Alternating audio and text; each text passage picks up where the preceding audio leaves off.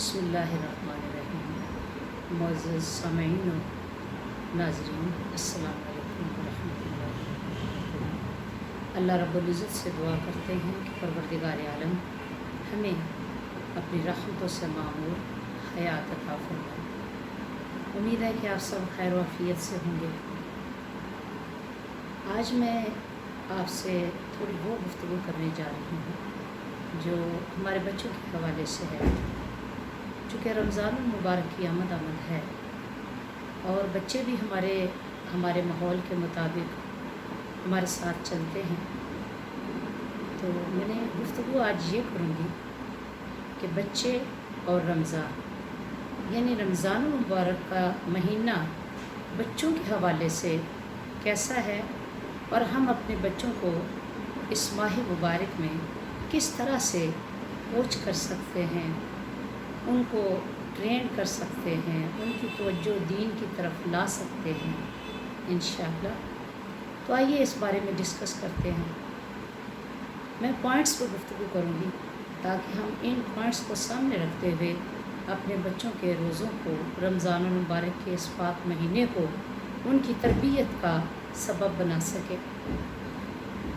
तो सबसे पहली बात ये है कि हमने अपने बच्चों को डराना नहीं है कि तुम रोज़ा कैसे रख सकते हो, तुम तो छोटे हो, तुम्हें रोज़ा लगेगा, रोज़ा ना रखो, चिड़ी रोज़ा रख लो।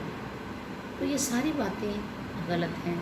हमें अपने बच्चों को हौसला देना चाहिए, उनकी हौसला अफजाई करनी चाहिए, एनकरेज करना चाहिए उन्हें कि ठीक है बेटे आप रोज़ा रखें तो इंशाअल्लाह ताला आपको रोज़ा नहीं लगेगा।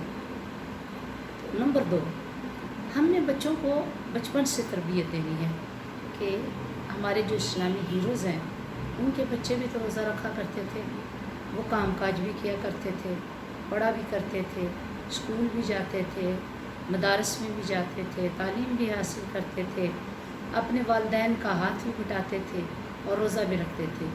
तो हमें भी वैसा ही रोज़ा रखना है। तो इंशाअल्लाह जब हम अपने बच्चों की बचपन से तरबियत करेंगे तो इंशाअल्लाह वो बड़े होने तक इस चीज़ के आदी हो चुके होंगे। तीसरा पॉइंट जो हमने डिस्कस करना है यानी इस हवाले से बच्चे और रमज़ान यानी माह रमज़ान, अब हमने बच्चों का साथ देना है। नंबर 3, बच्चों का साथ देना है, बच्चों को सब्र बर्दाश्त का सबक देना है, उनमें सब्र बर्दाश्त पैदा करनी है कि बेटे रोज़ा खाने का तो नाम ही नहीं है, रोज़ा तो अल्लाह रब्बुल इज़्ज़त की रज़ा का नाम है, सब्र करने का नाम है, बर्दाश्त करने का नाम है। और जो जितना बर्दाश्त करेगा अल्लाह ताला उतना ही उससे राज़ी होंगे, उससे खुश होंगे। तो जब हम अपने बच्चे को इस तरह से मोटिवेट करेंगे, उसका साथ देंगे, उसकी एनकरेजमेंट करेंगे तो इंशाअल्लाह उसको रोज़ा बिल्कुल भी नहीं लगेगा। पॉइंट नंबर 4, अब सबसे बेहतरीन हाल ये है कि हम रमज़ानुल मुबारक का बच्चों के हवाले से एक प्लानिंग कर लें, एक टाइम टेबल तैयार कर लें कि अगर बच्चे रोज़े रखते हैं और इंशाअल्लाह हमारे साथ रखेंगे तो उनका टाइम टेबल इस तरह से बनाएं कि नमाज फ़जर हमारे साथ अदा करें, स्कूल के लिए जाएं, स्कूल से आने के बाद थोड़ा रेस्ट कर लें, फ्रेश हो जाएं, फिर अफ्तारी में उनको अपने साथ लगाएं ताकि बच्चे खुशी खुशी आपका हाथ भी बटाएं और उनको रोज़ा भी महसूस ना हो और उनको ये महसूस ही ना हो कि मैंने रोज़ा रखा हुआ है। अगर हम उसको एहसास दिलाते रहेंगे तो बच्चा डिसहार्ट होगा और उसको रोज़ा लगेगा। पॉइंट नंबर 4, अब ऐसी मसरूफ़ियत हमें देनी चाहिए बच्चों को कि जिससे वो रोज़े की तरफ आसानी से माइल हों और रोज़े को खुशी खुशी गुजारें। ये नहीं कि माँ डांट टपट कर रही हो कि तुमने रोज़ा क्यों रख लिया, अब तो रोज़ा तुम्हें लगेगा, अब तो खाने के लिए कोई चीज़ भी नहीं है, तो अब रोज़ा तोड़ोगे तो गुनाह होगा, फिर माँ डांट टपट शुरू कर देगी। तो ये जो चीज़ें हैं ये नहीं होनी चाहिए, ये बच्चे के रोज़े पे मुज़िर असरात मुरतब करती हैं। आप बच्चों के लिए ऐसी मसरूफ़ियत तलाश करें कि बच्चे को रोज़ा महसूस ही ना हो।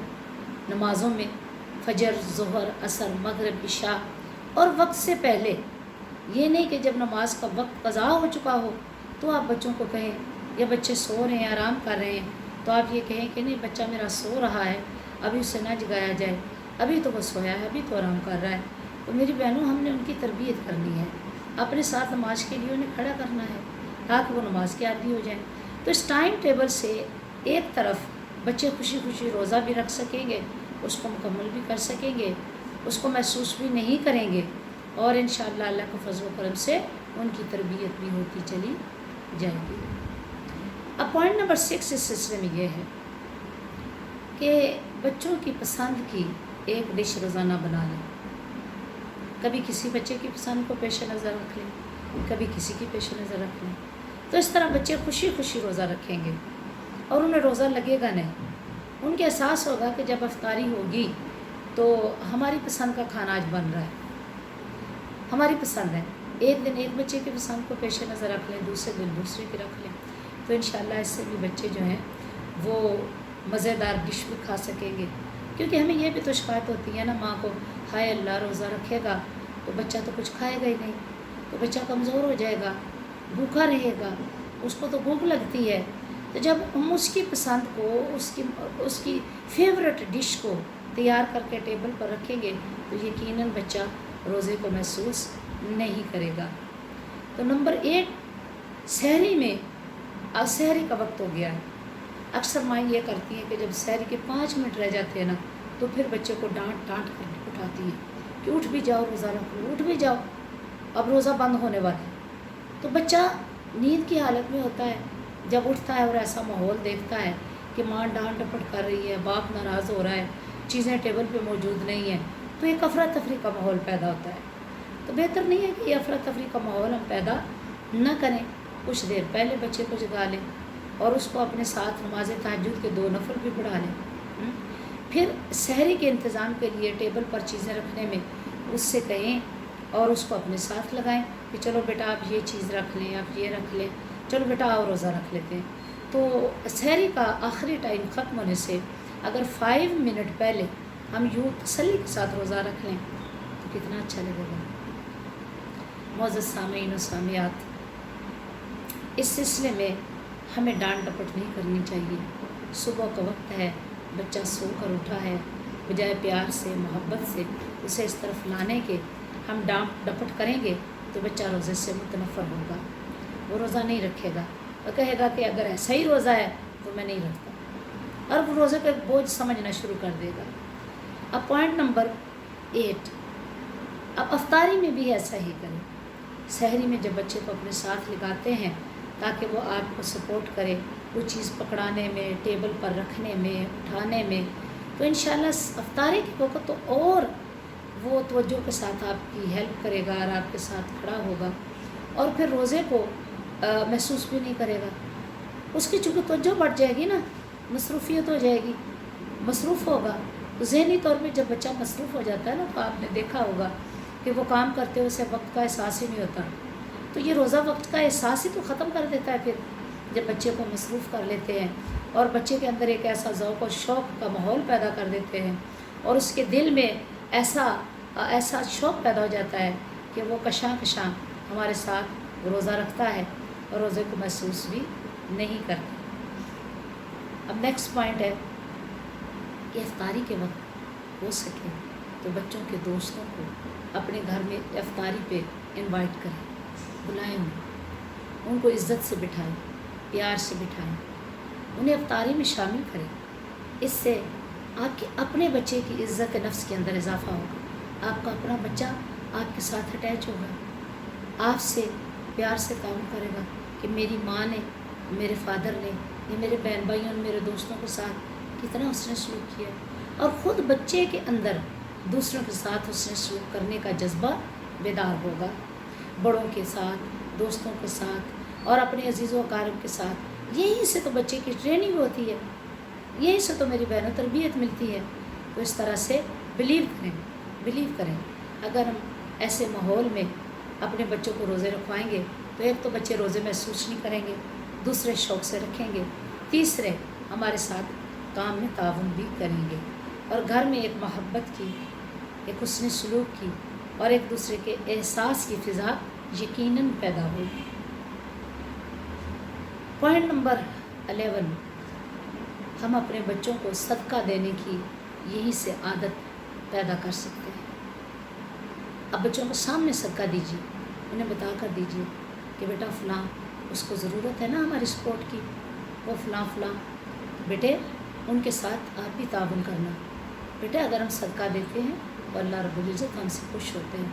और रमज़ान मुबारक वो माह मुबारक है जिसमें हमारे आका नबी करीम सल्लल्लाहु अलैहि वसल्लम ने, अल्लाह के नबी ने दिल खोल कर अल्लाह के रास्ते में तक़सीम किया है। अगर हम चाहते हैं कि हमारे बच्चे इस रास्ते पर चल पड़ें तो फिर हमें ख़ुद उनकी तरबियत करना होगी, उनके सामने सदका देना होगा। इस तरह उनके अंदर भी सदका देने की, खैरात करने की, अल्लाह के रास्ते में ख़र्च करने की और मुस्तहकीन की मदद करने का जज्बा बेदार होगा। पॉइंट नंबर 12, अब रोज़ा रख कर हमारे घरों में होता क्या है कि रोज़ा रख लिया, सहरी कर ली और सो गए, नमाज फ़जर कज़ा हो गई, तिलावत कज़ा हो गई, और वो वक्त जो अल्लाह की रहमत का वक्त है, रिज़्क़ के तक़सीम होने का वक्त है, रिज़्क़ के हुसूल का वक्त है, अल्लाह को राज़ी करने का वक्त है, वो हमने नींद की नज़र कर दी। फिर अफरा तफरी, और अफरा तफरी में बच्चों को बेदार करना, फिर स्कूल के लिए तैयारी, स्कूल से लेट हो जाना।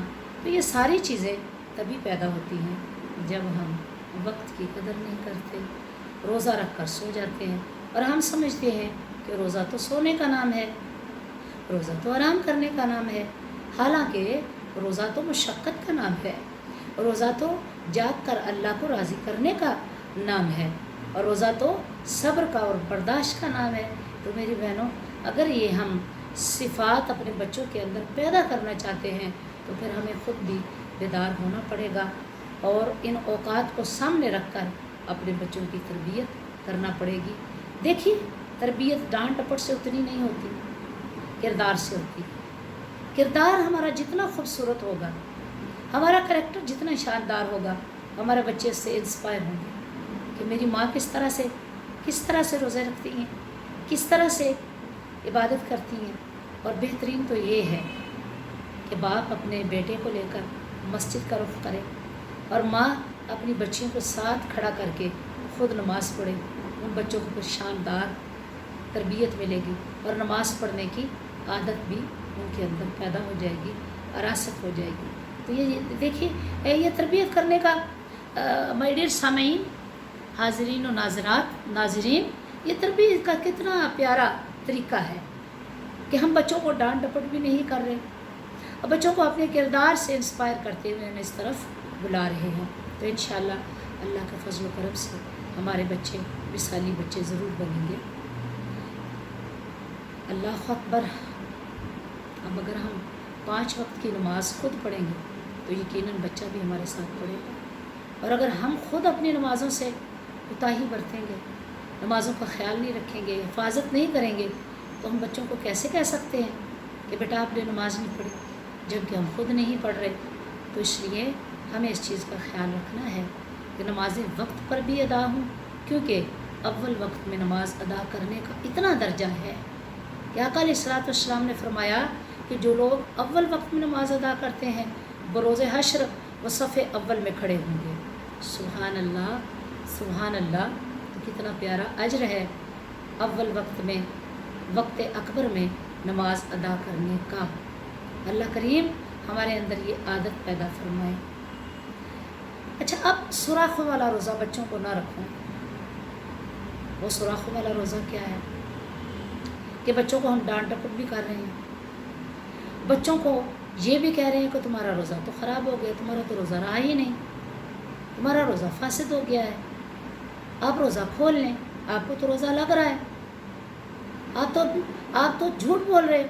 तो माय डियर, ये सारी अच्छी बातें कब पैदा होती हैं? जब इंसान का अपना किरदार परफेक्ट होता है, जब इंसान अपने किरदार को बच्चों के सामने रखता है। ये हमारे बच्चे जो है ना, हमारी इन्वेस्टमेंट है। मुअज़्ज़ज़ सामीन और सामियात, हमारे बच्चे हमारी इन्वेस्टमेंट है। आप जिस कदर इन्वेस्टमेंट अच्छी करेंगे इंशाल्लाह उसका आउटपुट भी अच्छा मिलेगा। यानी जितना अच्छा बीज बोएंगे उतनी अच्छी फसल ही काटेंगे ना। यू नो वेरी वेल कि बच्चे नकाली होते हैं, कॉपी करते हैं, کس کو؟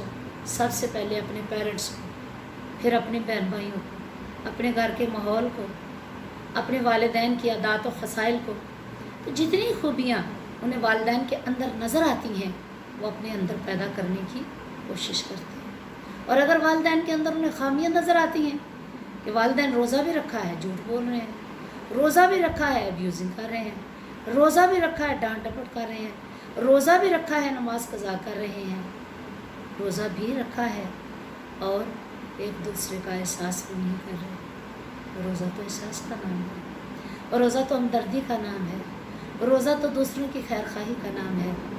تو معزز ناظرین و ناظرات، ان چیزوں کا اگر ہم خیال رکھیں گے تو ہمارے بچے انشاءاللہ شاندار شخصیت کے مالک ہوں گے، اور انشاءاللہ وہ مثالی بچے بنیں گے جن پر ہمیں فخر ہوگا، نہ صرف ہمیں بلکہ ہمارے معاشرے کو بھی فخر ہوگا. اور انشاءاللہ پھر ایک ایسا مصطفی اور مرتضوی معاشرہ جنم لے گا کہ جو مصطفی انقلاب کا پیش خیمہ ہوگا. وما علینا الا البلاغ المبین. امید ہے کہ ہم سب ان گزارشات پر عمل کر کے اپنے بچے اور اپنے بچوں کے روزوں کو بھی خوبصورت بنائیں گے، فروٹفل بنائیں گے، اور ایسا بنائیں گے کہ ہمارے بچے مثالی بچے بن سکیں. السلام علیکم ورحمۃ اللہ وبرکاتہ.